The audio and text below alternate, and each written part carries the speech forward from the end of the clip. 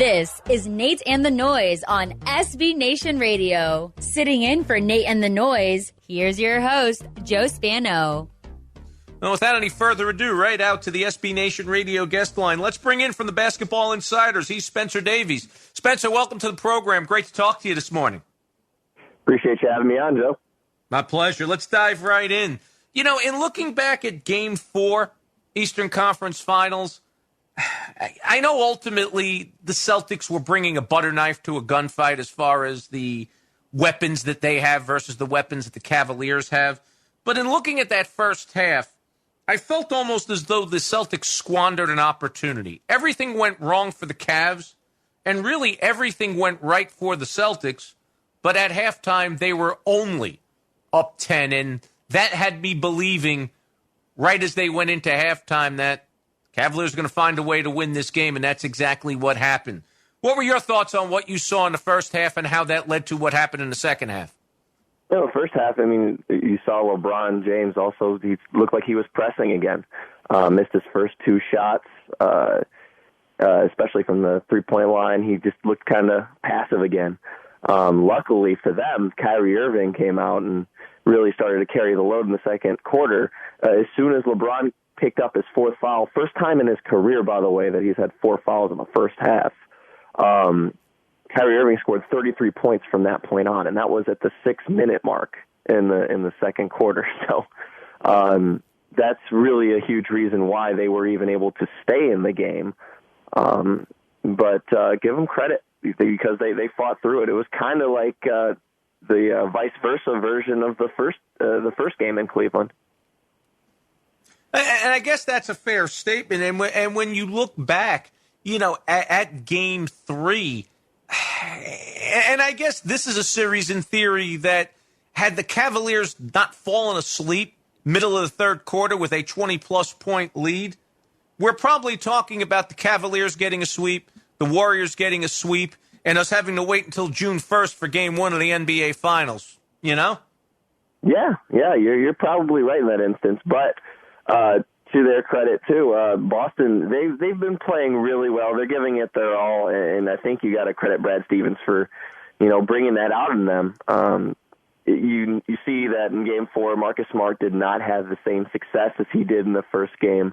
Really struggled from the field, only shot 1 of 9, and he was shooting 70% from deep in that Game 3. It was almost absurd, especially for how many contested looks he put up. But Jay Crowder, at least, he showed a little bit of life, had 18 points, 8 rebounds. Kelly Olynyk really responded well. Al Horford, again, second straight game, that was pretty good for him. But ultimately, the Cavs shot 73% in that third quarter. In that quarter as well, Kyrie Irving went 9 of 10 from the field and really flipped the script on them. And then, obviously, we saw what happened in the fourth quarter. LeBron James starts coming to life.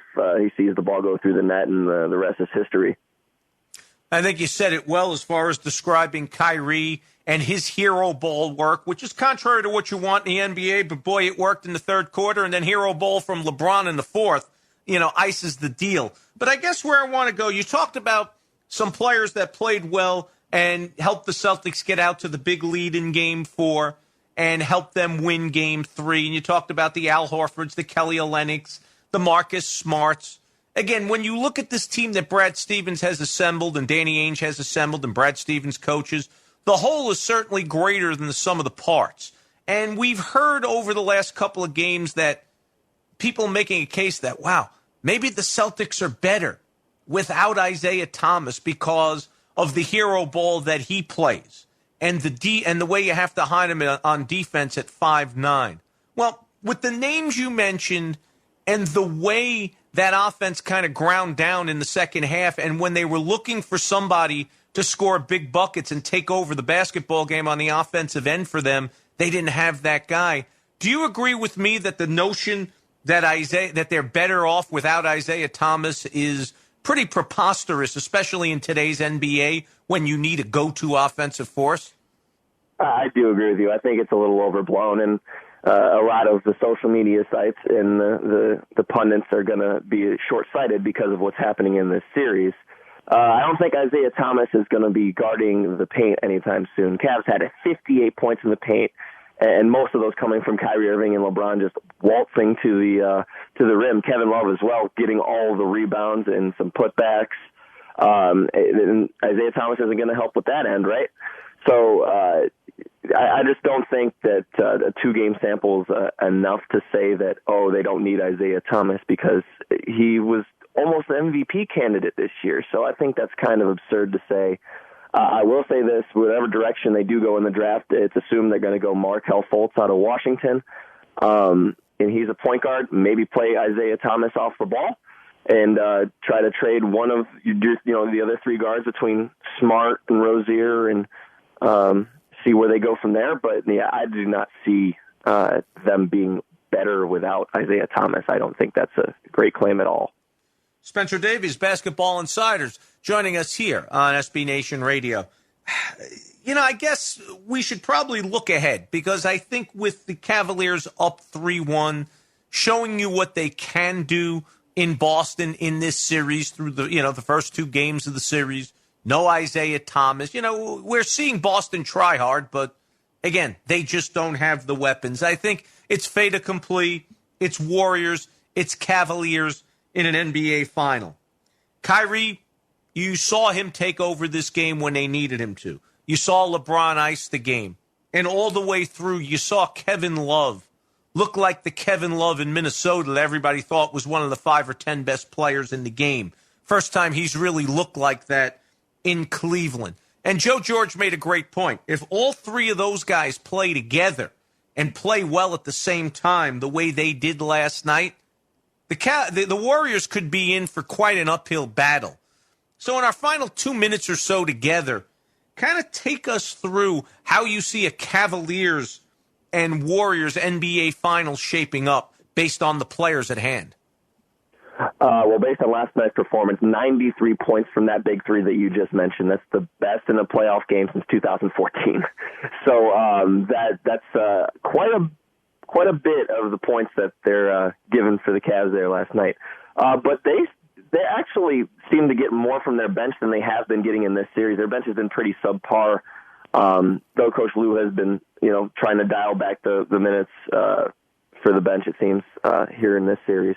But against the Warriors, what they're going to have to do is they're going to have to make sure that perimeter is sealed. I can't count how many open 3 looks that the Boston Celtics missed last night, and that's a concern against a Warriors team that makes them with hands in their faces. So that's a big concern. But you just got to look at some of the matchups that are going to happen. Who's going to guard Kevin Durant? Is it going to be LeBron James or Kevin Love? Who's going to be on Draymond Green? Kyrie Irving versus Steph Curry should be in a fantastic battle there. Klay Thompson's been struggling a little bit. Is he going to get it going? But J.R. Smith's been playing some good defense, too, in this playoff. So there's a lot to put into it. You already hear Joe Lacob talking about how they have unfinished business and they do want the Cavs. Again, I think that's going to end up what's going to happen there. But it should be fun. I mean, it's the rubber match in a series between these 2 that's been going on for the last 3 years in the finals. So buckle up. It looks like it's going to look like looks like it's going to be the 3rd straight one, and it looks like we could get a couple of more before the complexion of the NBA changes. And Spencer, I can't thank you enough for a couple of minutes this morning. Really do appreciate it. Great insight into the NBA. Great look back at Cavs and Celtics Game 4 and Game 3 in the entire series, and a nice look ahead to Warriors and Cavs in the NBA Finals. Can't thank you enough. Let's do it again before the 2017 NBA season concludes.